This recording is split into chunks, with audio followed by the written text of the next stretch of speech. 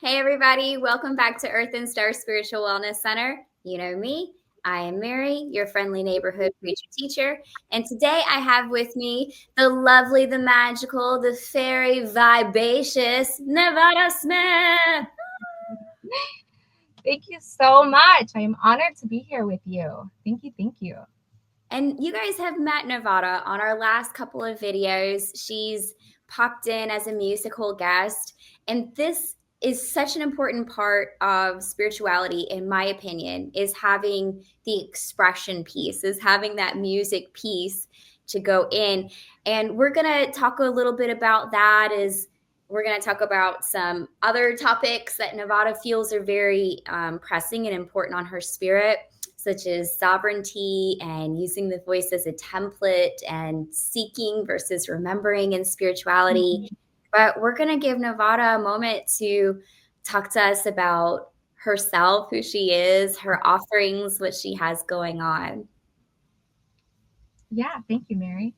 I do want to talk about all that. I just kind of have an opening intention that I wanted to bring in for us. I feel like this conversation can be a living invitation for people to return to their own inner guru.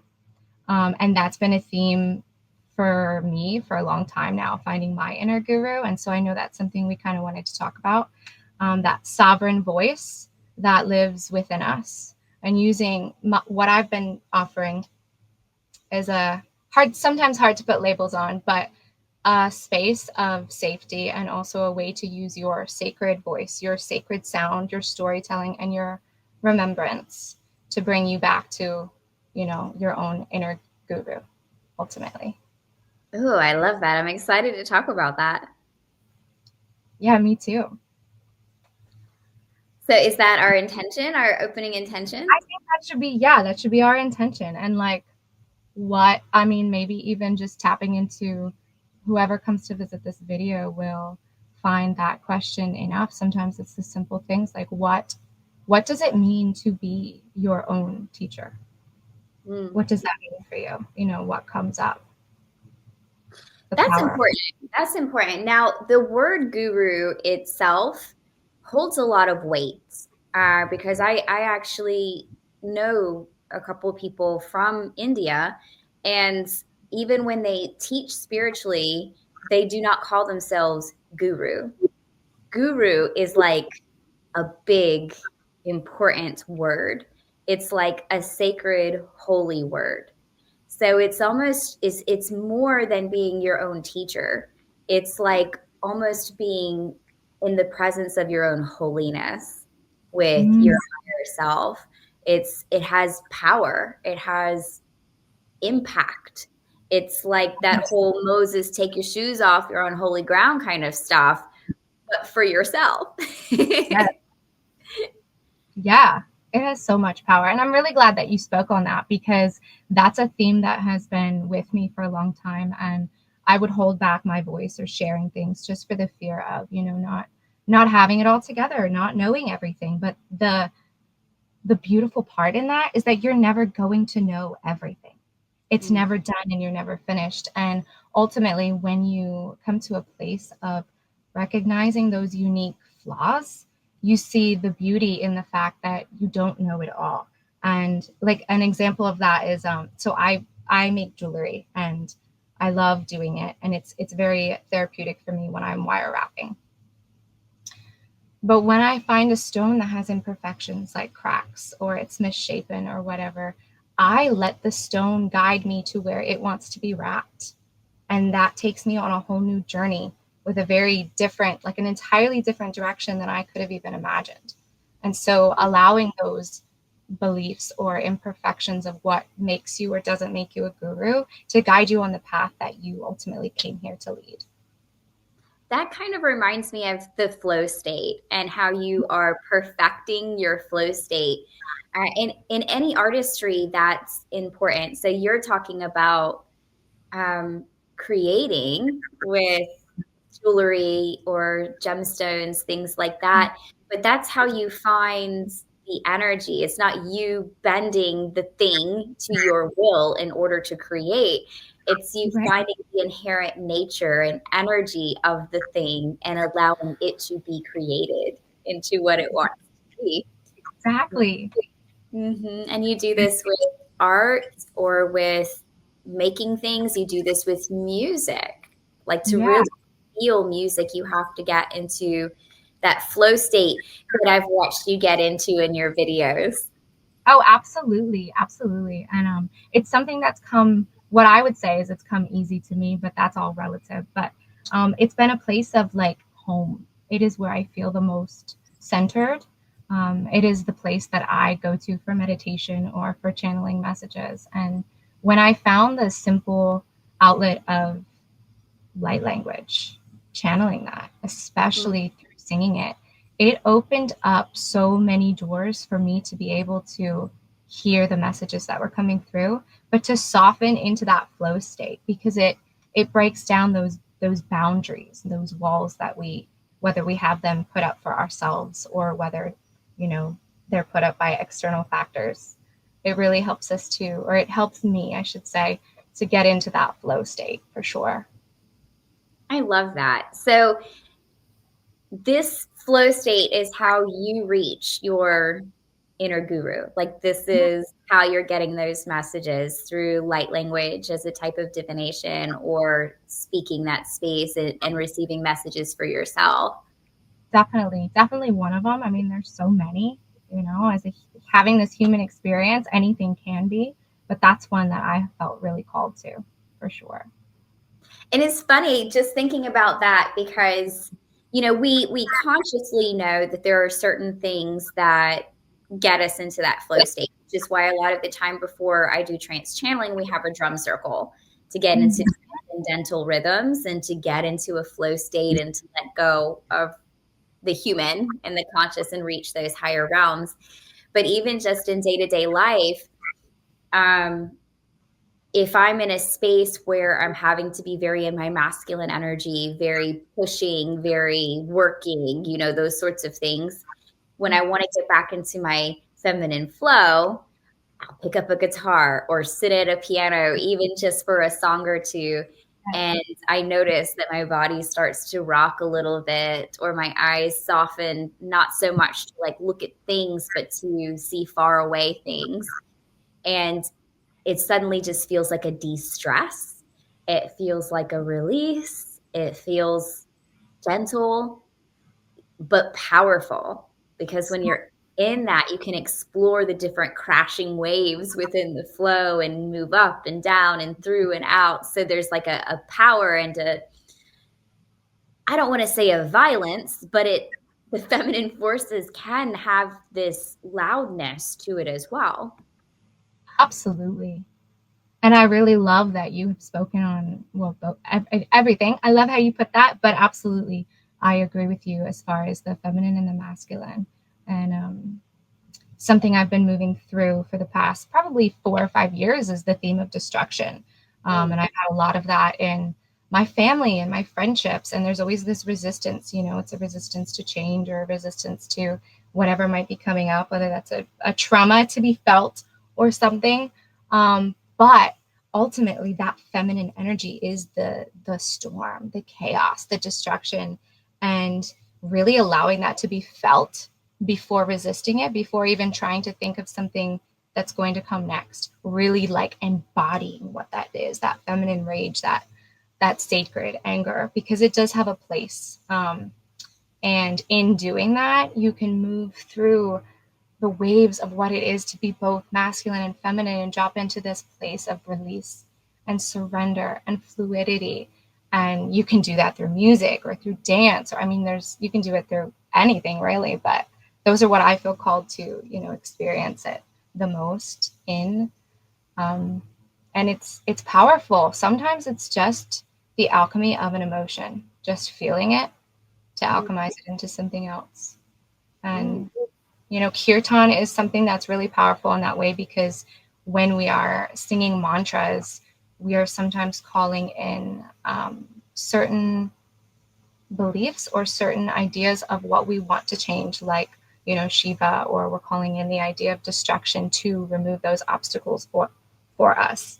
And, that can be used as a tool to help when we can't do it for ourselves, just, alone. You do it in circle, in community. We bring that destruction, but ultimately for a bigger purpose. So what is Kirtan? Can you tell me? Can you Yeah, explain that I mean, to people? kirtan is a very ancient practice. The, the, the word is actually Sanskrit, which is a very, very, very old language. They say that kirtan is Sanskrit is a vibrational language, so it is felt. And kirtan is a form of chanting mantras Mm-hmm. and connecting to higher powers or higher energies. But also, I use it to connect within me because of my close connection with music. And because it's so meditative, it's so repetitive, it gets you into that trance like state where you can really let go of everything in the mind and get out of that monkey mind and into your heart. It's really about getting into your heart, which is ultimately where I believe we are right now in the world, moving through our lower chakras up into our heart space. Really, really, really right now. What's your favorite Kirtan chants? Oh, well, right now, my favorite one is the Tara mantra, which I actually had sang for you before. But I've got so many. My first favorite one was Om Gam Ganapataye, which is the Yeah. mantra to, yes, yes. I think I may have sung that one for you, or you're probably just familiar with it. I am familiar with it, and that's That's a Ganesh. mantra Yeah. to Ganesh, Uh-huh. and he removes obstacles. Beautiful. So when we're using these, I love the word that you used around emotional alchemy. So do we feel like kirtan helps us be able to alchemize those emotions? Because I really like what you said about emotional alchemy and being able to observe how you're feeling. And by simply observing it, it can alchemize, but it feels like this flow state is so healing that it assists with that.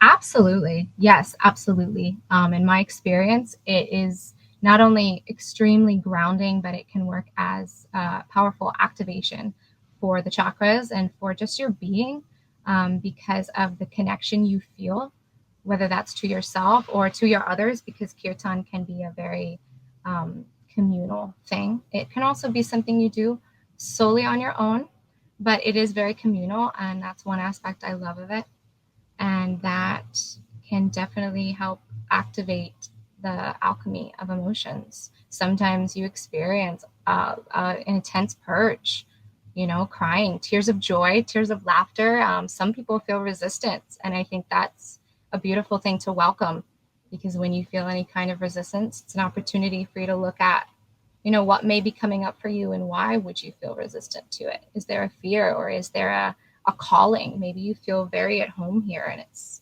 scary because it's unknown, you know. Hmm. And that's so true because doing these chants and these songs and music and flow state, it's like when you're doing it alone, it connects you to mama, to the earth, it connects you to the heavens, to nature, to yourself, your higher self. But anyone who's never done this in a group, you're really missing out on like feeling a heart community piece. Because when you do it in a group, you and everybody has that heart activation, it's like it connects you to everybody and everybody ends up in a flow state together. It's Absolutely. such a beautiful thing to experience.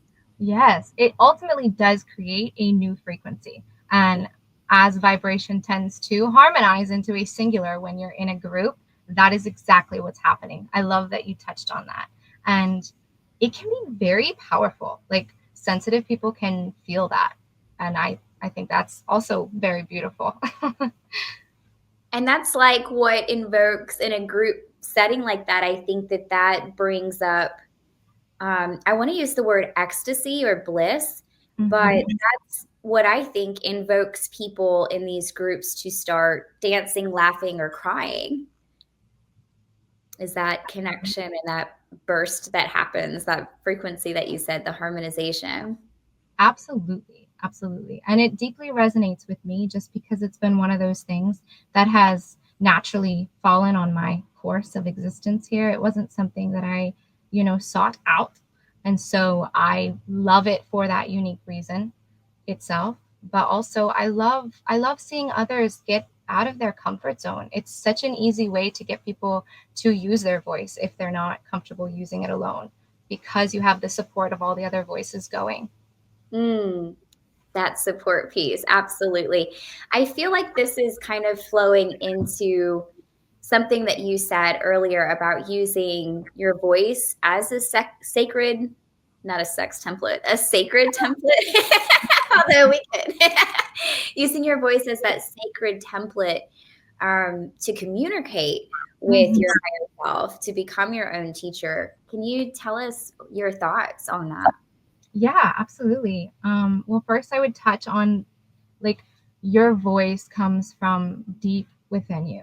And so when you are trusting your voice and using it, you are learning to trust your own inner compass, just Mm, in itself, versus trusting the external authority. And obviously, there are many ways to express and use your voice. And at times when things are very emotional, we can use our voice in a way where we are channeling like pain or trauma and different things, and hurtful words may come out. But ultimately, not shaming yourself for that, but recognizing that that is a seed or an opportunity for you to look at the root of where that's coming from. And when you are singing or when you are speaking from a place of heart centered love, you can feel the same seed, the same root. And so you can kind of track that, I would say, back to the beginning. And that would help bring you back to your body and your internal compass, if that makes sense. I know I'm kind of talking around things, but sometimes it's hard to really get to the center of it without dancing around it. no, I love that. But well, when you brought this up, it was my thought that voice automatically assumed had to do with singing, but that's not what you're saying. You're saying the voice in general, like how you speak, how you Yes. come in and yeah. Yeah, and because, so yes, I typically would go to voice as singing, but I have been told in my personal, this is an experience that, I've had for a while, and I don't know if it's because I'm a Scorpio or what, but I've been told I'm very sharp with my word, and that was something that I kind of took as a bad thing. And I wanted to be so careful with my word that I would tiptoe around things, ultimately to a place of, well, where can I speak my truth? Where can I speak it so purely without having to sugarcoat it? So that's where I channeled it into music. But Hmm. ultimately, still finding that balance between the two and knowing that you can be powerful and sharp with your word while speaking on exactly what you feel without the fear of that external authority. Absolutely. And so you may not know this about me, but I have a Capricorn moon. So when I speak, sometimes, especially during through text, I've been told that I'm a very dry speaker. But then I have the Cancer rising. So then it's like, did I make you mad when I told you exactly how I felt? I'm sorry. So there's this back and forth thing that happens. Um, so it's like using the emotional alchemy has been a huge factor for me and using my voice because as a teacher, as a spiritual teacher and facilitator, my voice is super important. People can't always just feel what I have to give. They have to hear what I have to give, especially doing healing sessions virtually. So, Mm. opening that voice is important. Saying what I mean is important. Being impeccable with my word is important. Even changing my language to where I'm not saying, well, maybe we do this, and instead saying, we do this. Like there's little words that we put in there to soften things sometimes. Like, I probably won't want to do that instead of just saying, I don't want to do that. Yes.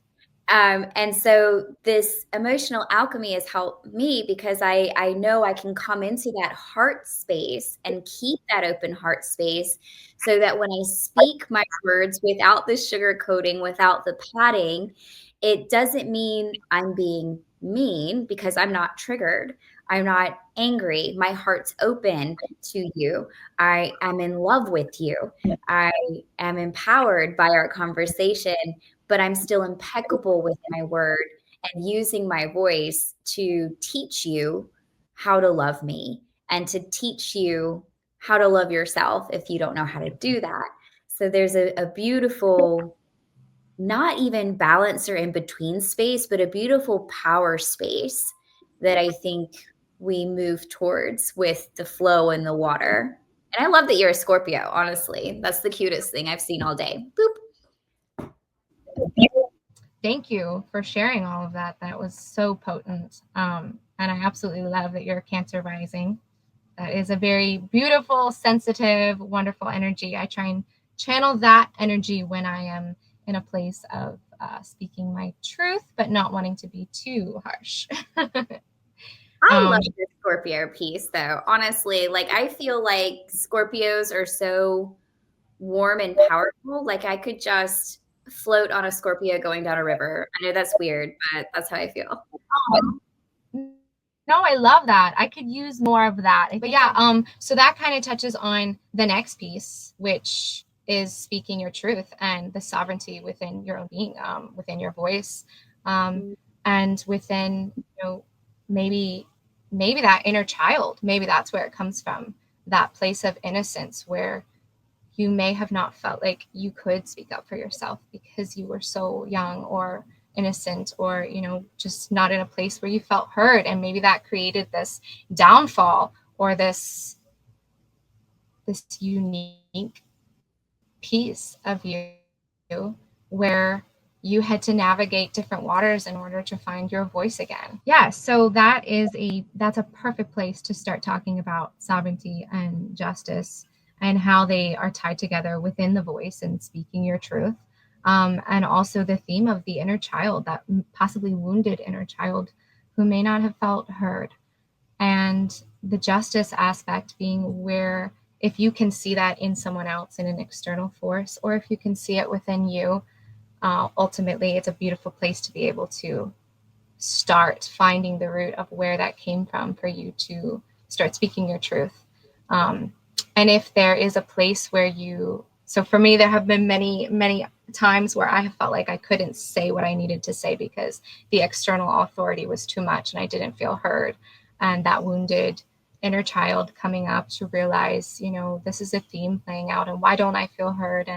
And maybe they don't also feel heard. And so to be curious and to question and to get the energy back to a place of wanting to understand why, so that there is no combative battling energy. It's a curiousness with the desire to understand. And ultimately, when you are speaking from that place, you can shift the energy to transcend past that place of emotional stagnation and not speaking up, to a place of power and a place of understanding for someone else to understand for yourself, like a deep reflection of that speaking of your truth. That's beautiful. Thank you. I see a lot of inner child wounds, and that's probably one of the big ones, is feeling so overpowered, or that like your feelings don't matter, that speaking who you are or how you feel or even natural childlike curiosity is dampened. We're meant to be seen, not heard, that sort of thing. Um, so one of the big things that I've seen with women is opening their voice, and how big and impactful that happens to be, whether it's just learning how to say what you mean without crying or getting mad while you do it, or whether it's learning how to say a chant or learning how to sing. The voice is so incredibly impactful. Where do you feel like sovereignty rolls into the wounded innocent and where that's realized? Oh gosh, I mean that's such a big and powerful question, and very important, because I think there is no one answer for that. I think it's different depending on where you're at in your journey and where you come to a place of realizing that you want to be heard, you want to be seen, versus coming from a place of, I don't know if I want to be seen for a fear of not being heard. Coming to that place where you feel that it is more important and that power ultimately triumphs the fear. If that makes sense. Yeah, so it's like seeing different layers of empowerment. Yeah, yeah. The you said one, there's one in there in the middle of not wanting to be seen because the fear of being misunderstood, or the fear of, I put myself out there, now I've overcome enough to put myself out there, but now will I be heard? Now will Yeah. I be recognized and seen? Yeah. And ultimately you also will always run into, will I be seen the right way? Will I be heard through the lens of how I want to be heard? And that's something that we will never be able to control. And you just have to trust. And that falls back into that surrender, that place of, okay, I've moved through this fear, this destruction, and this place of, not knowing what to do, to then rebuild, and back to that theme of release and surrender and speaking it through words, or through music or chanting or light language. Sometimes I will be asked a question, and this one might make you laugh. I will just start saying something in another language, like, "Oh, you asked me this," and and I kind of call it like light language Tourette's, which you can keep this in there, you can take that out, or you can keep it in for comic relief, but it's ultimately it brings you back to a place of playfulness, and it brings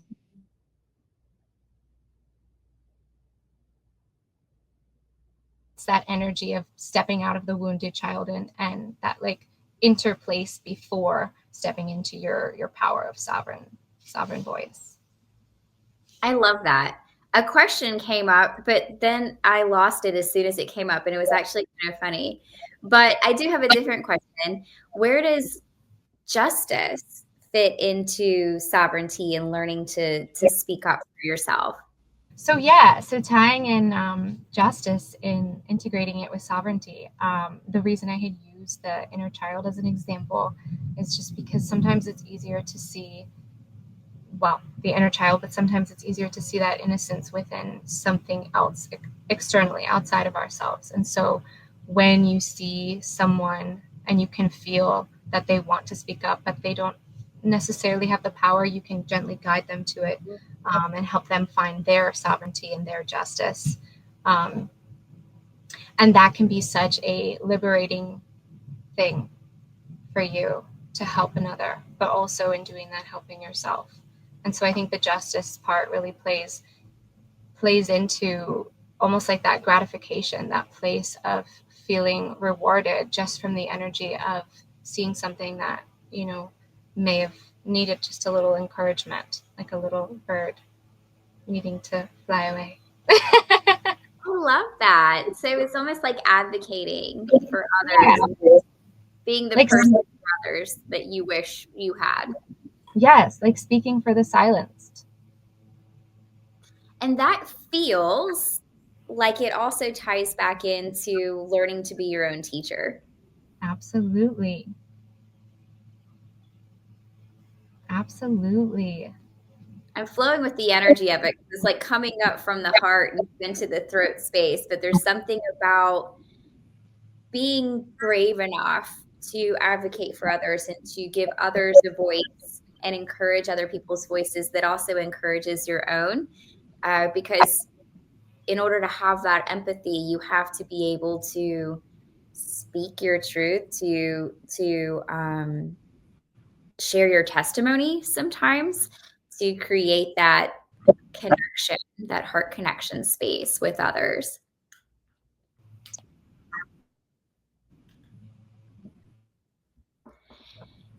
So you also wanted to talk a little bit about the still point center here. And does this, everything we've talked about with the flow and the heart activation, where does the still point fit in?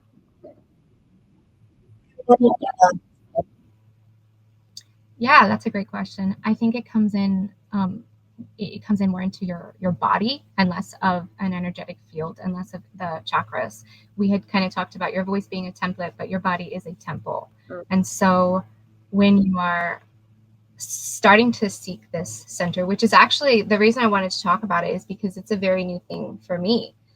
Even right now, there are times where I feel out of balance, ungrounded, and not centered. And finding ways to make or bring yourself back to a grounded place of presence is a very good stepping stone to finding that center. And if you want to deepen it, I would say ask the very, very, very profound and deep questions that you may not have been asking yourself, like, where do you feel the most safe? What feels like home to you? What brings curiosity and joy and bliss? And where do you feel the most powerful? Where can that sovereignty come out of you? From what grounded place do you feel it come? I love this. I'm actually going to look up the definition for sovereignty because I just feel like this is such a big, potent, powerful thing right now. Sovereignty, I think I can remember it, but we'll see. Google might give you something else, but it's basically pulling all of your energy from every external force back into you. Like you are, and you take ownership of every single piece of you.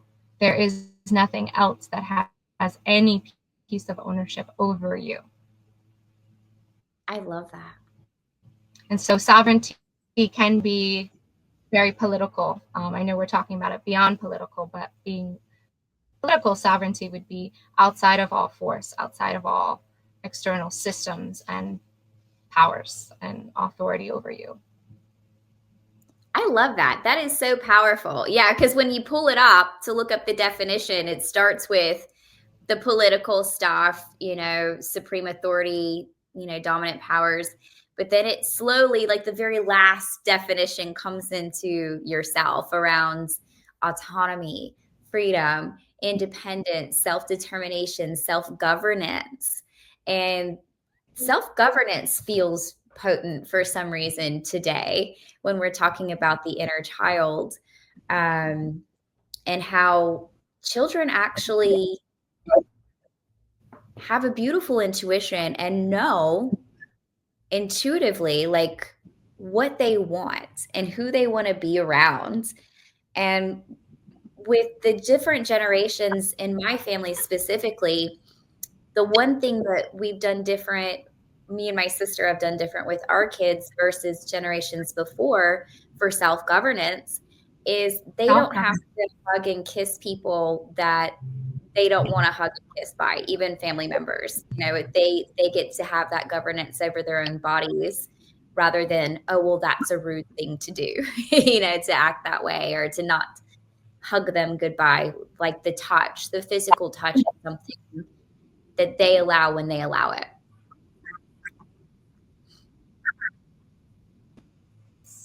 And that is so important. I think that is so important in this day and age where people are, so protective of their bodies and their heart. And, when you're starting from a child and allowing them to have that self-governance, they can come into a place of sovereignty at such an early age that they can choose who they let in. But ultimately, I believe they won't need to protect because they have alchemized that feeling of needing protection, realizing they don't need protection to be more free, more sovereign, more, self-determined, more confident. Absolutely. It's almost like them being trained up from a young age to know that they have the power over their own bodies and what happens to them. It doesn't even put them in the fear space of needing to be protected. It puts them in the power space of self-trust and knowing that they can protect themselves and that they are safe. They are powerful. It's almost like two completely different energies. So the wounding hasn't even happened yet for them to have that fear. And that's how I hope all children get to come up from now on. Absolutely. Absolutely. And I love that you've touched on that because I take care of kids. I'm a nanny. And so I love children so much. And this one woman I take care of, I absolutely love her. And I've fallen in love with her child because I've been with her for like over 2 years now, and I've got to see her grow from like a baby, and just the way that she gives her full autonomy. She knows what she needs, and she lets her grow and decide who she wants to be around and who touches her and who doesn't. And so you just speaking on that is so potent for me personally too, in my, through my lens of what I'm seeing in my reality as well. Beautiful. Well, is there anything else that you want to talk about or that you feel is pressing on your heart to share with our audience today? I know that in my personal journey, I'm starting to open up that flower more so in my voice, because the journey's never done, but also for others to be able to find their voice and to offer a safe place where they can sing, scream, channel. I'm working on retreats with some lovely people, and I have this idea of a women's retreat that is kind of themed around sacred rage and that place of honoring where your destruction comes from and allowing it. Not a place where we have to repress it to make it pretty and then have it, create a whole nother bubble of trauma or whatever, but a place where we can just really go into what is there. And sometimes we actually need to step into that place of not violence, but almost that violent energy to bring up the things that have been so repressed in order to go through those things that we had talked about with, the chaos, the storm, and the feminine, to release it and then to come back down to surrender. So that's something that's really potent for me right now, and something I really want to dive into experiencing with other women and offering a place for that. So, can you explain to us what sacred rage is? Yes, I can. So specifically for women, you know how they say when you're a mother, you have a unlimited amount of power to protect your child that comes through in a place that science can't really prove or articulate. I think that as women, we are portals I know we are portals, and we bring in new life, and that can be physical, that can be bringing in a child, or it can bringing in new ideas. But that is such a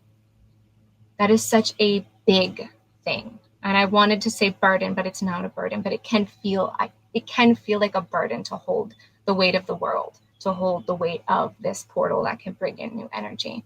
And so, rage doesn't have to be thrown out as this word that causes harm. It can be something that's held in a beautiful light, because it does have a place.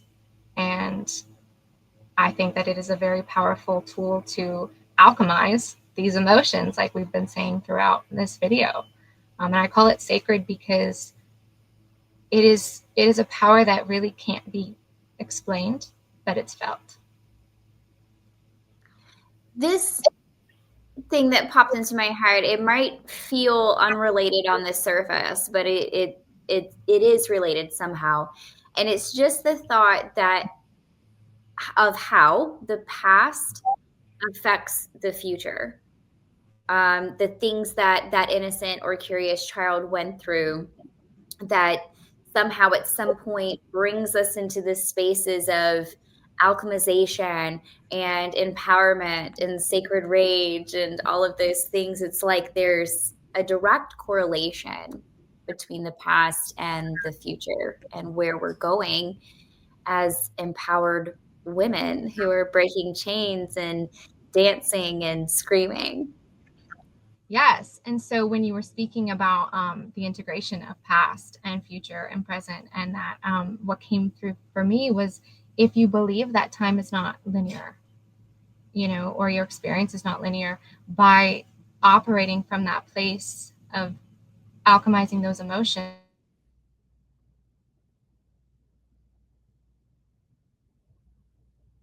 in the past, by setting that stage right now and doing it for your past self. Beautiful. Thank you so much, Navata, for this talk today. It just feels very heart connecting. It feels like I'd like to wrap you in my wings and give you a big hug. Do you live in an ambulance? No, but I recently finished renovating it. It still has some issues. Obviously, the AC would be on if it did. So I'm, I'm honoring the intense heat right now. But yeah, it was one of the biggest projects I've ever taken on, and my brother did it with me. But yeah, I've got solar up there and a fridge, and this is my my mural on the wall, and a bed over here. I would turn it, but it might be hard to see in the computer. But yeah, I would. My goal is to take this on the road. I want to do podcasts. I want to do, voice alchemy. I want to do concerts, ceremonies, all kinds of things out of it. I love that. That seems amazing. Well, as soon as you get it fixed up, come through because you're in Little River. So just come through where I am, and we'll have a backyard concert in your ambulance. I would love that. I would love that. And especially once the weather gets a little cooler, more like fall. Yes. But thank you so much for coming with us, for starting this metaphysical conversation and holding this space for everyone and their curious inner children. Yeah.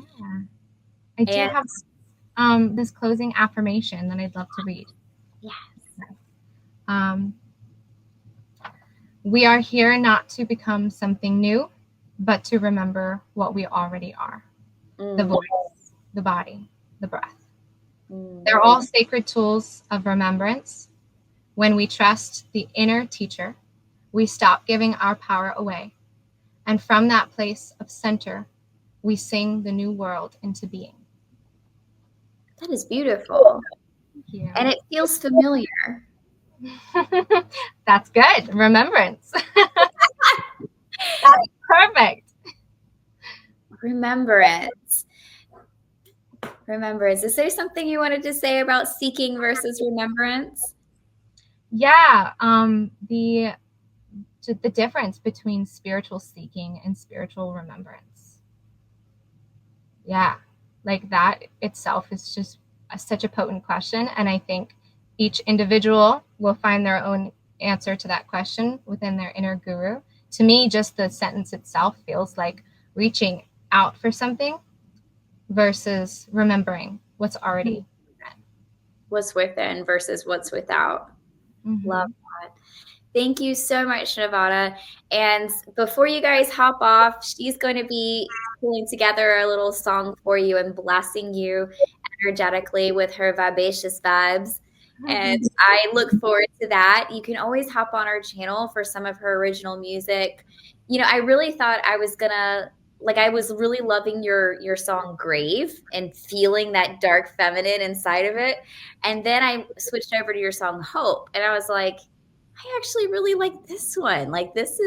Hope is my jam right now. Love that. I love that.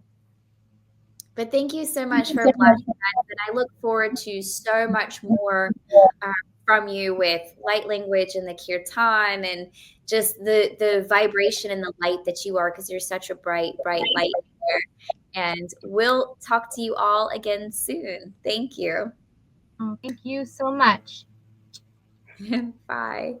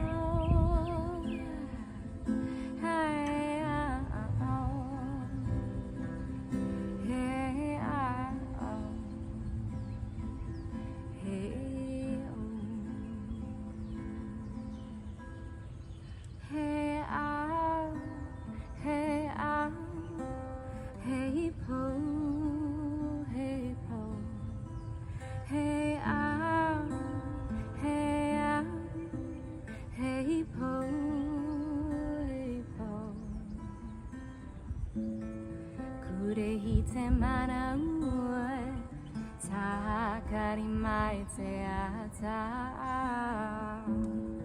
Kurei te manaul Takari mai te ata Kei au, kei au a te au Kei au, kei au a te au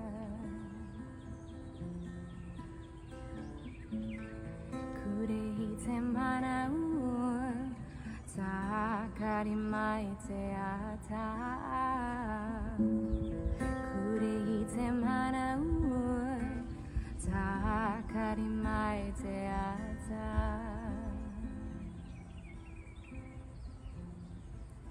Ashinai, Ashinau, Hikratane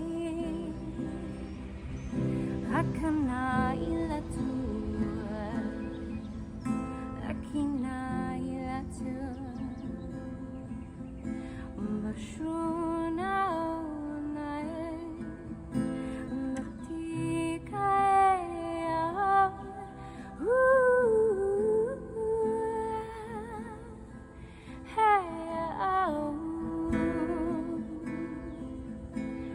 Bertonokani itare Passionati kanakatu Remember your name, your voice, your sovereignty May you be liberated from samsara